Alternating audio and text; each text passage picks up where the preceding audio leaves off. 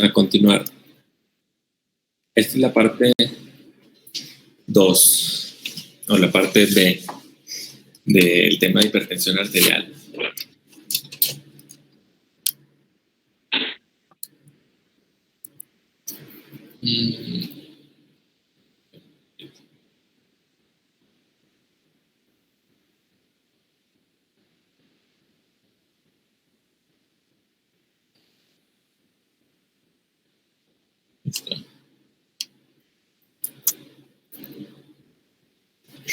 Ya están las guías, pues, o sea, igual, guías hay desde los 60, así como las guías de diagnóstico, hay guías de tratamiento, todo está en los documentos y ya se sabe, ¿no? Desde esas épocas, el beneficio del tratamiento antihipertensivo bajando el riesgo de eventos cardiovasculares de los que hablábamos. Es importante esto, lo de enfatizar, porque van a escuchar mucho riesgo de eventos cardiovasculares mayores. En inglés lo abrevian como MACE, Major Adverse Cardiovascular Events, MACES. Para todo MACES, o al menos en cardiología o en medicina así preventiva o de primer nivel. Riesgo de MACE, riesgo de eventos mayores cardiovasculares adversos.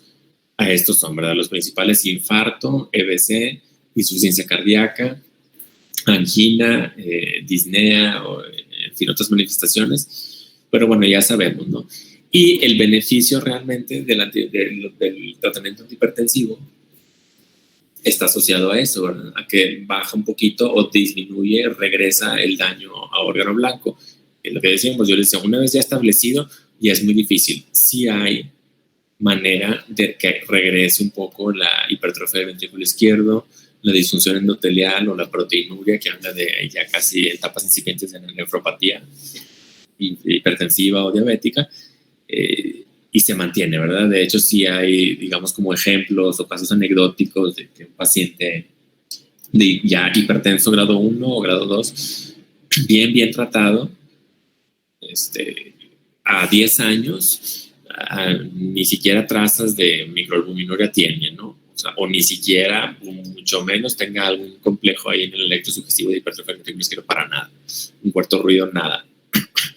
Todo es porque iniciaron un tratamiento a buen tiempo, o quizás ya había un poco de daño a órgano blanco, pero lo empezaron a buen tiempo y lo siguió, respondió bien, y fue un paciente apegado, y sí hubo regresión de daño a órgano blanco. Pero en términos generales, aunque no exista tanta regresión de daño a órgano blanco, sí hay mucha disminución de riesgo de eventos cardiovasculares mayores. O sea, son las dos cosas. Disminuye el riesgo de eventos mayores y disminuye, induce la regresión al daño a órgano blanco. Entonces, esos son los motivos principales por los cuales hay que dar tratamiento antihipertensivo. Riesgo de eventos mayores y regresión de daño a órgano blanco. Es sencillo, pero nada más hay que puntualizarlo, porque a veces se nos olvida, ¿verdad? ¿Cuáles son los objetivos de tratamiento? Sí, mejorar síntomas, pero lo que más impacta en mortalidad, en mortalidad, es esto. Otra vez, aquí se las puse con una diapositiva parecida, con las diferentes guías de práctica clínica. ACCA 2017-18, JNC, fue un consenso en el 2015, también es interesante. UK, no, es el Reino Unido, y las internacionales. Este documento es muy bueno, también lo voy a subir ahí para que si tienen tiempo lo revisen. Está bastante bien.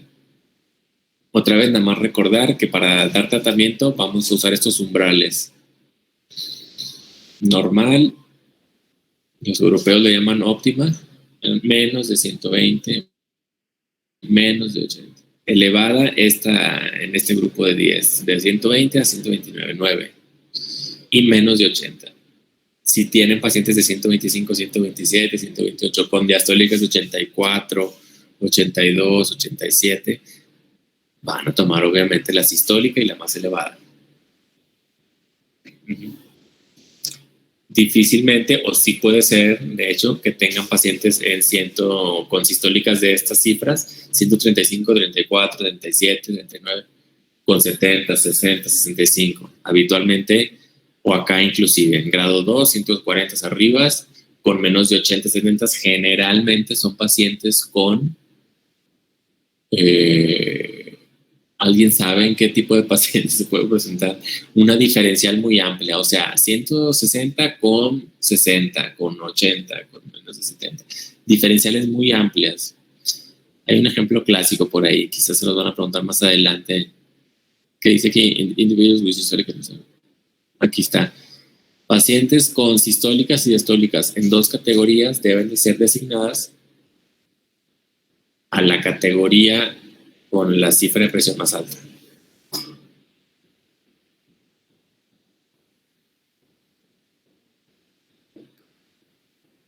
¿Podría ser hipertensión arterial aislada? Ese es un buen ejemplo, sí, puede ser sistólica aislada, puede ser sistólica aislada. Me refería realmente, porque sí, la pregunta no está tan fácil realmente. Es un paciente muy mayor con aterosclerosis, que sería ese ejemplo. No, pero me refería a pacientes con insuficiencia aórtica, pacientes en los que no les cierra bien la válvula aórtica, o sea, al momento de la diástole, viene la diástole, no cierra la válvula y la presión diastólica sigue bajando. Entonces cae muy por debajo de 80 las diastólicas, y las sistólicas suben mucho porque tienen mucho volumen sistólico. Estos pacientes con insuficiencia aórtica generalmente tienen diastólicas diferentes, o sea, tienen presiones diferenciales muy amplias. 160-40, 170-40-50, con estigmas físicos de insuficiencia aórtica, ¿verdad? Pero en cardiología ese es como que uno de los ejemplos clásicos de presiones diferenciales muy amplias, insuficiencia aórtica. Pero todavía por mucho más frecuente es esa que llamamos hipertensión sistólica aislada, en pacientes así de 90 años, 80 años, que tienen pura sistólica aislada 150, 160, con acá con 74, con 78, quizás 80, pero muy predominantemente sistólica aislada. Pero bueno, estas son, y seguro que es más sencillo la americana que la europea. Más grados, los dividen un poco más, las diastóricas las parten por lo menos estas diastóricas en dos, las dos dividen, le agregan una más, o sea, realmente tiene más pormenores, pero el tratamiento no dista mucho, o sea, entre americanas y europeas. El tratamiento farmacológico, por supuesto que está sobreañadido al no farmacológico. O sea, todos llevan no farmacológico, todos llevan modificación del estilo de vida, patrones de sueño, hábitos dietéticos, y sobre eso trabajan los medicamentos antihipertensivos. O sea, porque antes de entrar a dar medicamento, siempre hay que explicar eso muy bien. O sea, no es trabajo nada más del antihipertensivo, medicamento antihipertensivo, tiene que llevar todo lo demás, si no la tasa de éxito va a ser muy baja. Siempre que revisen guías, y esto es para cualquier especialidad, creo, estoy casi seguro, hablan de clase de recomendación y nivel de evidencia para cualquier tratamiento que les sugieran. Guías de hipertensión, guías de infarto, guías de arritmias, guías de insuficiencia cardíaca, guías de pericardio, de congénitos.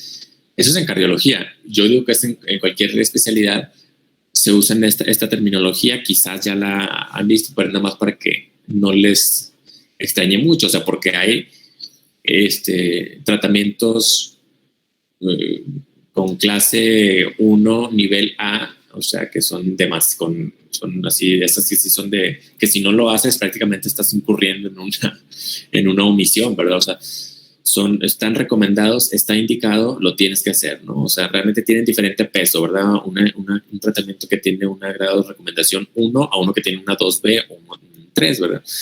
Uno que tiene un 3 está prácticamente contraindicado. Entonces tenemos que saber de qué estamos hablando cuando te dicen en las guías y en las recomendaciones. Tiene una clase de recomendación 2 o 2A y 2B, que eso es interesante, la dividen ahí en 2A y 2B. Debes considerar este tratamiento, puedes considerar este tratamiento, ¿no? Y aquí es la explicación de cómo la evidencia completamente está a favor, de que aquí hay una evidencia, digamos, conflictiva, que a veces está a un lado, a veces está al otro, y aquí hay evidencia que definitivamente sugiere un daño, ¿no? Entonces, siempre tener en mente las clases de recomendaciones y los niveles de evidencia. Esto hace referencia al tipo de estudios de los que derivan la información, ¿no? Ok. por supuesto que el nivel de evidencia A es el más alto y deriva toda la información que estás sacando para esa recomendación. Deriva de esto, de múltiples ensayos clínicos aleatorizados o metaanálisis. No hay un nivel de evidencia más sólido que eso, ¿no? Por eso les digo, ahora, cualquier tipo de recomendación puede tener un nivel de evidencia A, o sea, puede estar 3A, está completamente demostrado por nuestros estudios, o tener o es 2A, 2AA, o sea, realmente esa es la manera de, siempre lleva apellido, clase de recomendación, con qué nivel de evidencia. Entonces, para interpretar las recomendaciones, porque debemos estar alerta a lo que es 1A o 3A, ¿verdad? Todo lo que cae aquí en estos rangos, en estas clases de recomendaciones, pues son nuevas evidencias que están saliendo o evidencia que ya se desechó, según sea el caso para cada estemos hablando, para cada tema. Pero pues sí hay un terreno gris o un terreno que pues, está siempre en nuevo desarrollo. Inclusive pues ahora con COVID, o sea, cambió un poco también algunas de las cuestiones en cardiología, o sea, hay mucho que cae en este horizonte, pero hay que estar muy alerta de lo que es 1A y de lo que es 3A. Por eso se los pongo aquí a manera de recordatorio. Aquí está en todas las clases, en todos los cuadros que vean de las guías, porque las guías están llenas de estos cuadros. Ya las habrán visto seguro. Viene clase de recomendación y nivel de evidencia. Siempre estar alertas, ¿verdad? Siempre estar alertas, porque son cosas que no podemos dejar de hacer, o sea, si tienen ese grado de recomendación o de no recomendación. Pero para que no se convierta en una clase de revisar las guías y ya, o sea, porque las guías realmente es un buen resumen de todo, o sea, entonces ya para que llevo la clase, sí, pues ya está todo en las guías, y ya para que no aprendo nada, si todo está en las guías, nada más uso la guía como referencia y ya. Pero no, realmente siempre que vean un paciente, pues no van a estar consultando las guías, ¿verdad? Deben de estar conscientes de cuándo vamos a empezar fármaco, a qué metas queremos llevar a ese paciente. Es un paciente que ya dijimos, ok, ya es hipertenso, ya le hicimos el diagnóstico. ¿Qué quiero ahora? Ver si y cuándo le doy medicamento, porque hay algunos que no siempre van a ocupar medicamento, que quizás se controlen con puro corrección de factores desencadenantes o factores de riesgo, con puro, digamos, preventivo. O sea, número uno, si voy a iniciar y cuándo voy a iniciar, a qué metas voy a llevar ese paciente, ¿verdad? Porque ya hablábamos de los riesgos. Entonces hay que conocer las metas de presión arterial en el paciente con distintos niveles de riesgo cardiovascular. Difiere poquito realmente las metas de tratamiento, o sea, pues, menos de 130, 135, con menos de 85. Casi todas las metas están alrededor, más o menos 5, todas las metas están alrededor de esas cifras. Hablando de los pacientes con distintos niveles de riesgo. Y, ok, estrategia terapéutica y qué fármaco vamos a elegir, a eso me refiero, ¿verdad? Ya que decidimos cuándo iniciar, a qué lo queremos llevar, a qué metas y cómo, ¿verdad? O sea, qué tan rápido lo queremos llevar, con qué dosis vamos a empezar, o si vamos a empezar nada más con 1 o con 2, o con la mitad, o con la media dosis de monofármaco, de monoterapia. Bien, entonces todo esto, pero esto es así cuestiones clínicas, o sea, esto no está en las guías, ¿verdad? O sea, bueno, realmente sí está, pero no lo van a estar consultando, es a lo que me refiero, o sea, no pueden estar, es como el ejercicio que hay que estar haciendo, o sea, este paciente requiere o no requiere medicamento antihipertensivo, porque pues, realmente el paciente puede hasta él mismo irse a comprar su propio medicamento, lo ven anunciado en las farmacias y van y compran. ¿Cuál es para la presión? Pues dámelo. Y se lo toma. Pero, ¿qué riesgo tiene ese paciente? ¿Por qué va a empezar? ¿Cuál es la hipertensión? O sea, hay que ver toda esa cuestión y saber de fármacos, o sea, saber cuál es el mejor, para qué paciente, en qué momento. O sea, no es tan rápido o tan fácil decir a quién sí y a quién no. Y por supuesto que los pacientes siempre vienen con algo más. Es raro que el paciente venga así nada más con una enfermedad o con un factor de riesgo. Sí hay, pues, o sea, pacientes que nada más tienen hipertensión y nada más. Pero generalmente hay que estarles buscando dislipidemias, prediabetes o alteración de glucosa en ayunas o diabetes, enfermedad arterial periférica, hay que estarles buscando obesidad, hipoventilación, hay que estar buscando cuestiones hormonales, distiroidismos, hígado graso. O sea, a todos los pacientes que vengan por hipertensión o que vengan con sospecha o diagnóstico reciente o digamos, chequeos habituales de rutina, hay que estarles buscando demás factores de riesgo y demás enfermedades.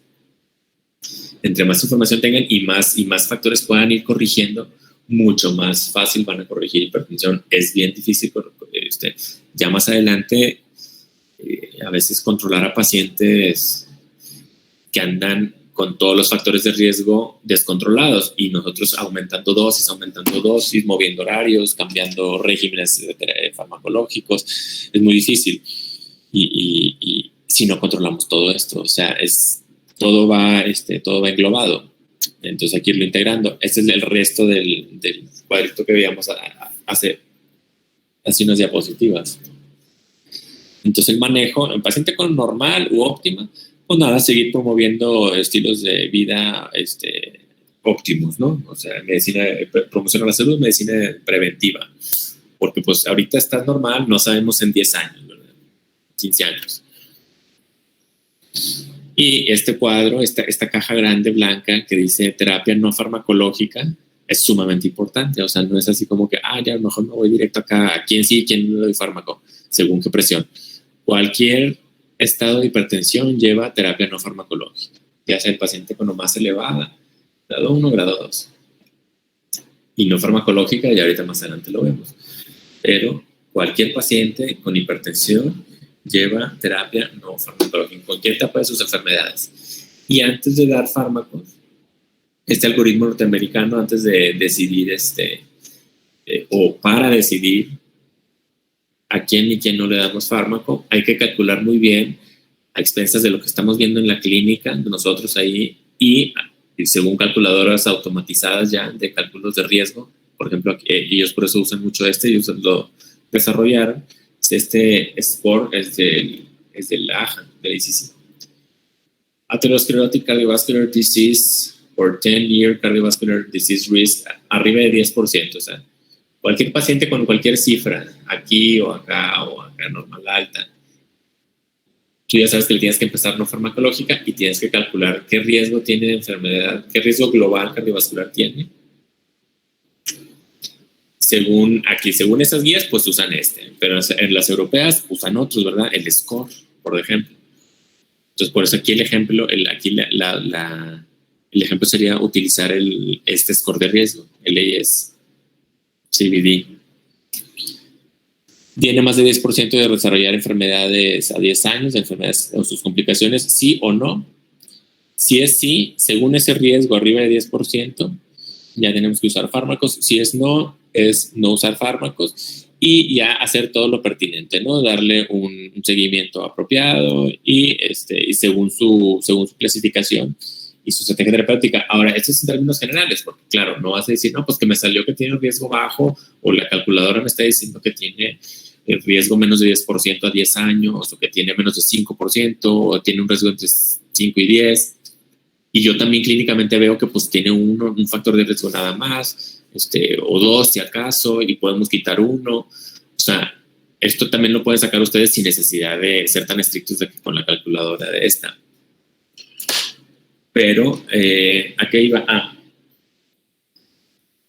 Que ya también esto es cuestión por eso son guías, ¿verdad? O sea, si tú estás viendo que el paciente está en grado 2, 150 con 92, sintomático, pero nada más con un factor de riesgo, tampoco te va a decir, no, tiene un riesgo bajo a 10 años de enfermedad cardiovascular. Entonces, según guías, no le toca terapia, ¿no?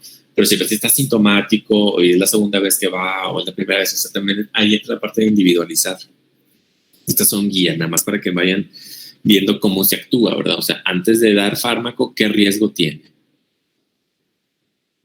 ¿Qué riesgo tiene antes de dar fármaco? Y lo que vamos a hacer más adelante, cómo le da seguimiento, en cuánto tiempo, y ya si regresa, pues si ya está controlado, porque lo que muy frecuentemente hace es preguntar el paciente es, bueno, ¿y hasta cuándo voy a estar tomando esto, verdad?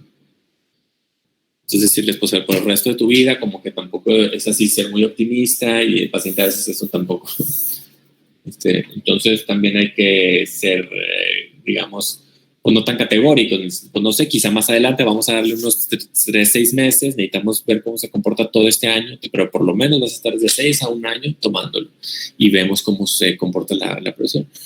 Podemos hacer una estrategia de ir destetando el medicamento más adelante y ver si no se sube la hipertensión.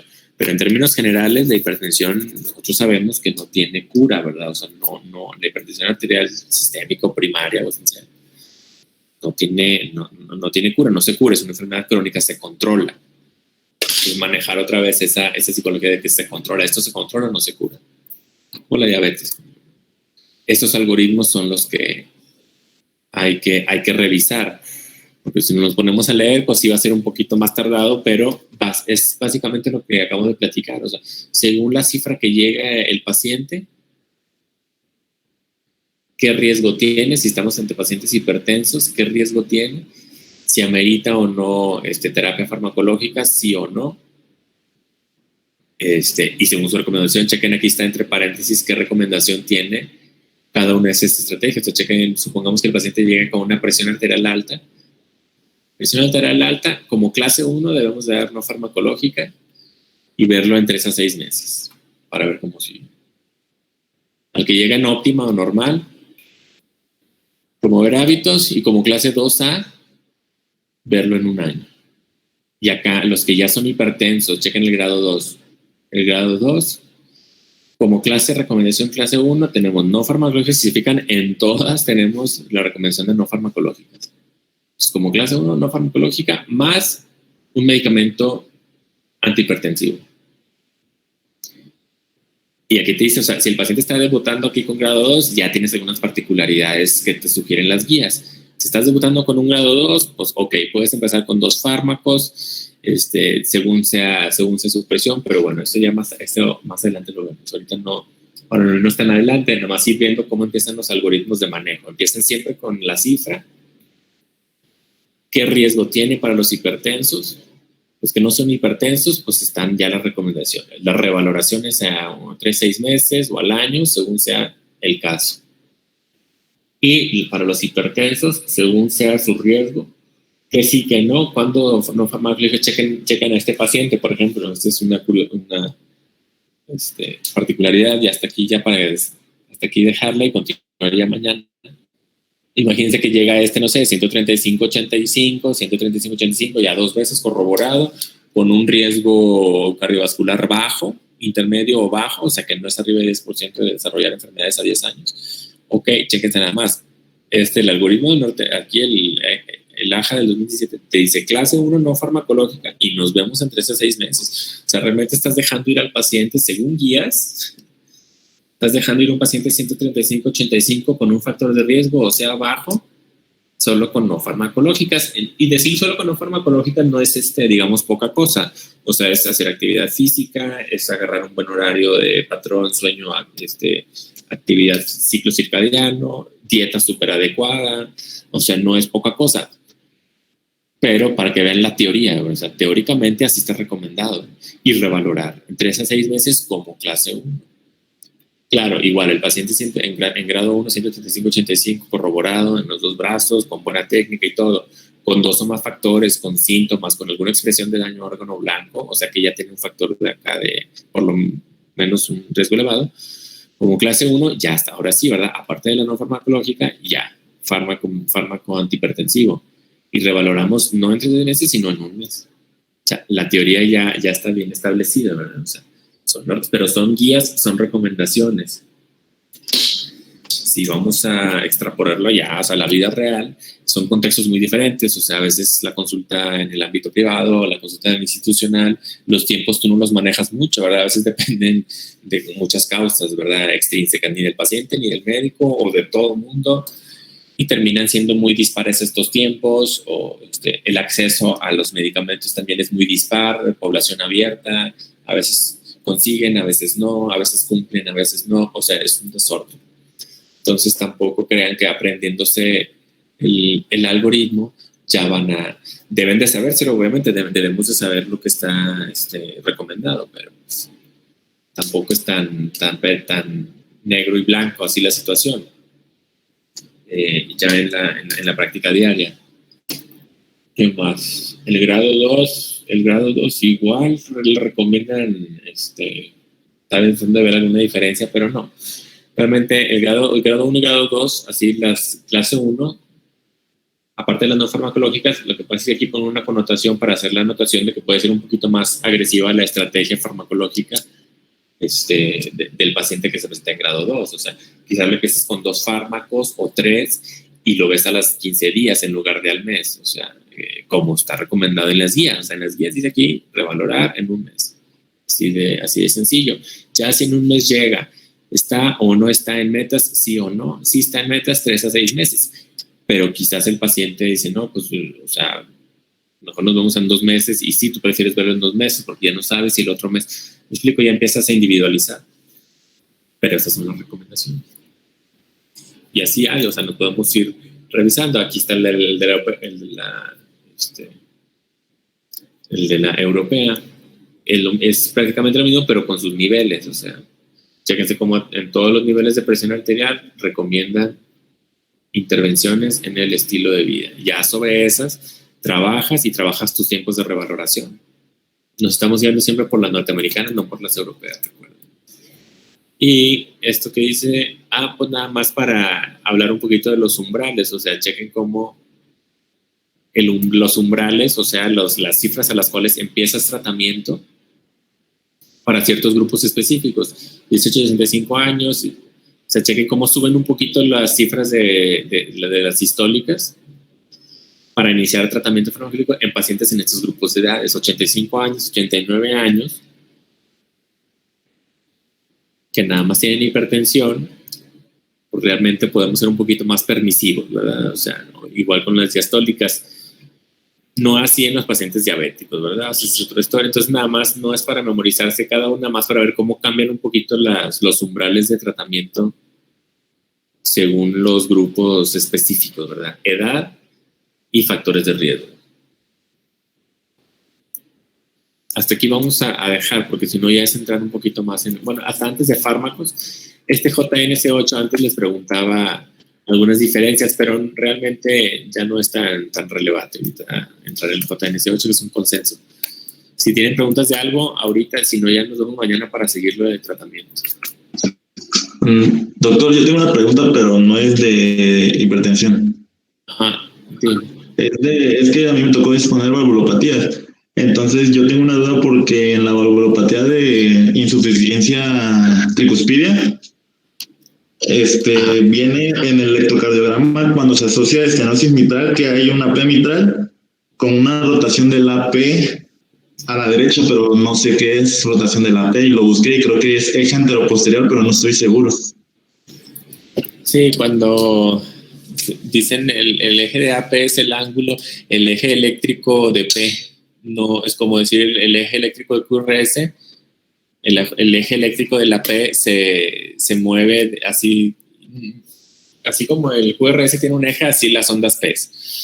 Y ese se mueve en función de hacia dónde va, así como el del ventrículo, así como el del QRS. O sea, si tienes dilatación de aurícula derecha, el AP o el eje de la P se va hacia la derecha. Si tienes dilatación de aurícula izquierda, el eje de P o el eje de la onda P se va hacia la izquierda, en el plano frontal.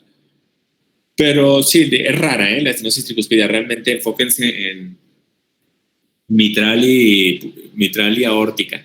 Sí, a veces se acompañan de tricuspidia y pulmonar, pero sí, a eso se refiere el AP, el eje, de la onda P. Ok, gracias, doctor.